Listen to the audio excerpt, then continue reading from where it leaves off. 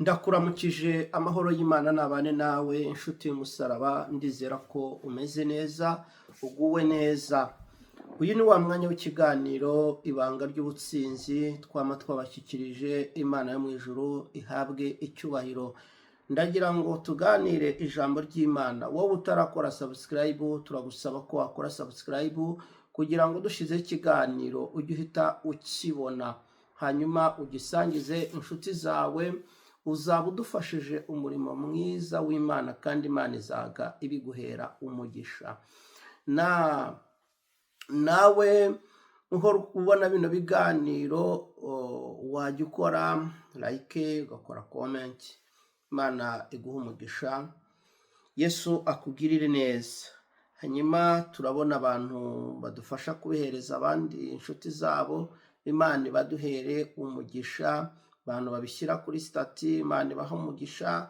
Umwe wese Imana imugirire neza, udufashe umurimo w'Imana kugira ngo ubutumwa bugere kure. Ndagira ngo tuganire ijambo ry'Imana Imana iduhaye uyu munsi.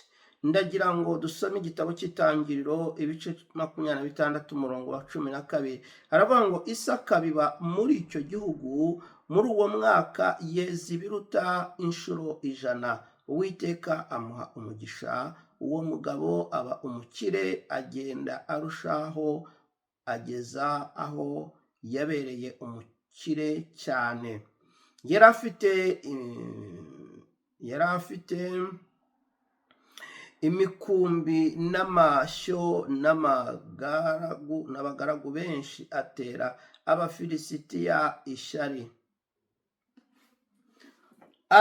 Abafilisitiya ishari. Nagira ngo nkubwire ngo Uwiteka yiteguye guha umugisha ibikorwa by'amaboko yawe. Uyu munsi nkuzaniye ijambo rivuga ngo ntutinye kubiba, ntutinye kurekura imbuto yawe, ntutinye kubiba. Niryo jambo nkuzaniye. Imana yiteguye guha umugisha ibikorwa by'amaboko yawe. Imana yiteguye guha umugisha ibikorwa by'amaboko yawe. Izo mbuto zawe uri bubibe, Imana yiteguye kuzigwiza. Imana yiteguye ko zigwira. Imana yiteguye kuziha umugisha kugira ngo ikuzamure, guhindurira ubuzima, guhindurira amateka, ube umukire cyane. Hari abantu bamwe b'abarokore bafite ibitekerezo bipfuye, bavuga ngo buriya ubwo bakijijwe nibyo nyine bazicara umugisha uzaza, cyangwa n'ubwo utanaza, ngo bo icyo baharanira ni ubugingo. Ariko nagira ngo mbabwire ngo bene data, uko ni ukwizera gupfuye. Bibiliya iravuga ngo ukwizera kutagira imirimo kuba gupfuye. Niba ufite kwizera, ukwizera kwawe gukwiye kuherekezwa n'imirimo. Ntabwo ushobora kubaho mu buzima bwo kutagira icyo ukora nurangiza uvuga ngo ufite ukwizera. Ukwizera kuguhesha kugira icyo ukora. Unyumve neza, ukwizera kuguhesha kugira icyo ukora.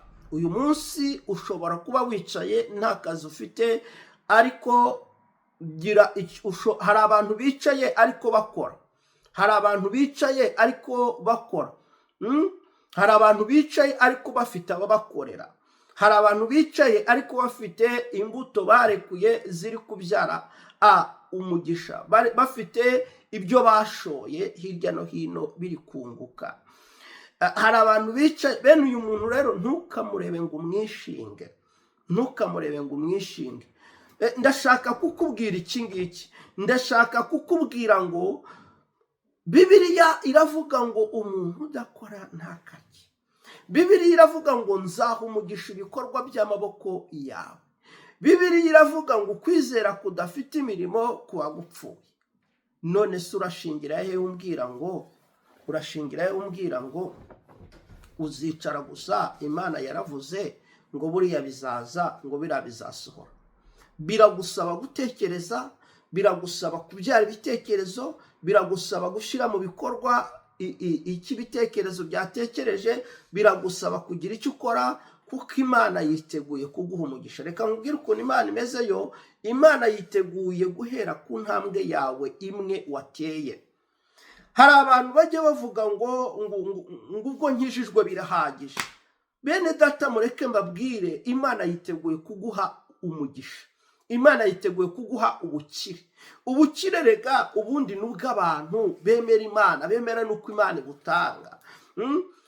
Wowe rero birababaje kuba wizera imana, kuba witwa ngo urasenga ariko ukaba umukene ndetse ukajya n'inyuma y'abakene kandi uri umuntu wizera imana. Gerageza ureke, gerageza ubibe, imana izaha umugisha imbuto yawe. Gerageza ushore. Imbuto yaba igishoro, kandi igishoro gishobora kuba gitoya ariko imana ikagiha umugisha. Igishoro gishobora kuba akantu gato ariko imana ikagiha umugisha.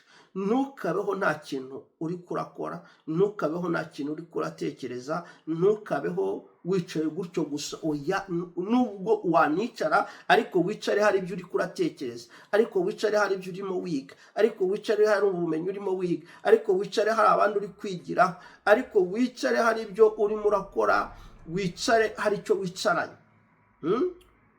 Urazi kwicara nta kintu wicaranye. Bibiliya ivuga ngo abakobwa b'abanyabwenge 5 bagiye mu nzu baricara bararyama, ariko ngo bari baryamanye amavuta. Noneho ngo abandi b'ibigoryi ngo nabo baragenda barabigana ngo bararyama, ariko baryama amatabaza yabo nta mavuta arimo. Umukwe ngo aje, habayeho urusaku rwo gusanganira umukwe. Abari bafite icyo basinziranye, bari bafite icyo baryamanye, ngo nibo bagiye gusanganira umukwe. Wowe usinziranye iki? Wowe wicaranye iki?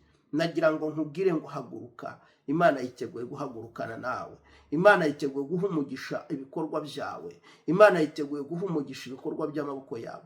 Ntabwo kwicara gusa ari by'Imana igushakaho. Haguruka ugire icyo ukora. Haguruka ugire icyo ukora, Imana izagiha umugisha. Lekose bonefari. Haguruka ugire icyo ukora, Imana izagiha umugisha. Imana yiteguye kugusha imvura muri uwo murima wawe. Imana yiteguye kugusha imvura muri ibyo bikorwa bya imvura y'umugisha. Haguruka ugire icyo ukora, Imana igiha umugisha. Erega Imana ireba intambwe uri butere. Isaka ngo yarabibye. Bibiliya ngo yabaye umukire kugeza ubwo yabaye umukire cyane, ariko ngo yarahagurutse arabiba. Uyu munsi witinya kubiba. Uyu munsi witinya gusohora icyo gishoro cyawe. Uyu munsi icyo gishoro cyawe gisohoreye, ukireke kigende. Amafaranga urayatuma akajya guhamagara ayandi. Amafaranga agira amaguru, amafaranga agira amaboko. Urayatuma akagenda akajya kugukorera, kuko afite amaguru afite amaboko, aragenda akadukorera.